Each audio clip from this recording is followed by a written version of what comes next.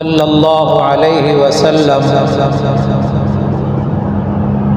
تجددوا ایمانکم کیف نجدد ایماننا او کما قال صلی اللہ علیہ وسلم۔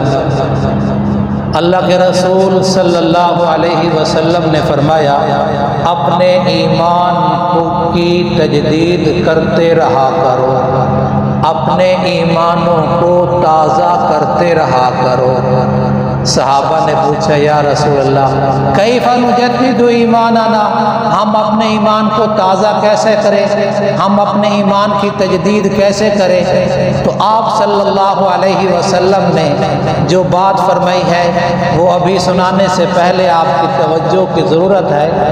ایمان تازہ ہوتا ہے، ایمان کی تجدید ہوتی ہے، ایمان بڑھتا بھی ہے، ایمان گھٹتا بھی ہے۔ علماء کرام لکھا ہے، انبیاء کا ایمان ہمیشہ بڑھتا رہتا ہے، فرشتوں کا ایمان ایک لیول پہ ہے، میرا اور آپ کا ایمان بڑھتا بھی ہے گھٹتا بھی ہے۔ اب سنو، آقا صلی اللہ علیہ وسلم نے فرمایا، اکثروا من قول لا الہ الا اللہ، اکثر لا الہ الا اللہ پڑھتے رہا کرو، لا الہ الا اللہ کا ورد کرتے رہا کرو، لا الہ الا اللہ کا ذکر کرتے رہا کرو۔ وہ عرب تھے، صحابہ عرب تھے، آپ جس علاقہ میں آئے نبوت کا اعلان کیا وہ کون تھے؟ عرب تھے۔ عرب تھے تو لا الہ الا اللہ کا مطلب بھی سمجھتے تھے۔ آج ہمیں لا الہ الا اللہ بھی پڑھتے ہیں، لا الہ الا اللہ بھی پڑھتے ہیں، کیا وہ جو قبروں پہ جھک رہے ہیں وہ لا الہ الا اللہ نہیں پڑھتے؟ مطلب کا پتہ نہیں ہے۔ تو اب ہمیں کیسے فائدہ دے گا؟ جو میرا موضوع ہے میں اسی طرف آتا ہوں۔ ہمیں لا الہ الا اللہ پڑھنے سے کب فائدہ ہوگا؟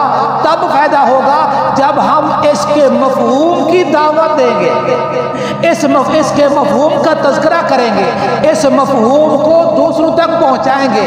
لا الہ الا اللہ کوئی معبود نہیں، لا الہ الا اللہ کوئی معبود نہیں سوا اللہ تعالیٰ کے، کوئی عبادت کے لائق نہیں سوا اللہ تعالیٰ کے، کوئی حاجت روا نہیں سوا اللہ تعالیٰ کے، کوئی مشکل حل کرنے والا نہیں سوا اللہ تعالیٰ کے، کوئی اولاد دینے والا نہیں سوا اللہ تعالیٰ کے۔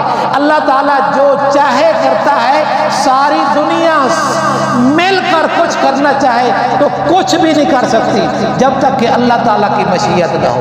تو اس کا پھر آگے ہم گھر میں اس کو کیسے، گھر بیٹھے ہوئے ہیں، کھانا کھا رہے ہیں، ماشاءاللہ محترمہ نے، بیٹی نے، ماں بھی سالن بناتی ہے، ساس صاحبہ بھی بناتی ہے، ساس ہاں جی کھانا کھایا، الحمدللہ ماشاءاللہ کیا ذائقہ ہے۔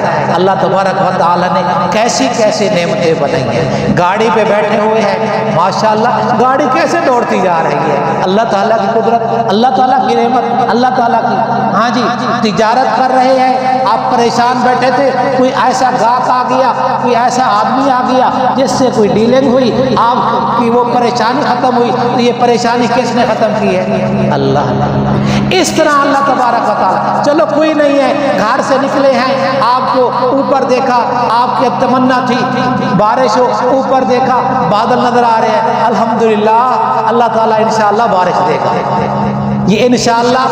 اچھا کوئی چیز دیکھ لی، ماشاءاللہ ہاں جی کوئی چیز دیکھ لی، سبحان اللہ۔ یہ اللہ کی ذات و صفات کے تذکرے کرنا، اللہ تبارک و تعالی کے انعامات کا تذکرہ کرنا، یہ ایمانوں کو تازہ کرتا ہے۔ اللہ تبارک و تعالی آپ کے بیٹھنے کو قبول فرمائے، اللہ تعالی آپ کو اور آپ کے بیماروں کو صحت عطا فرمائے۔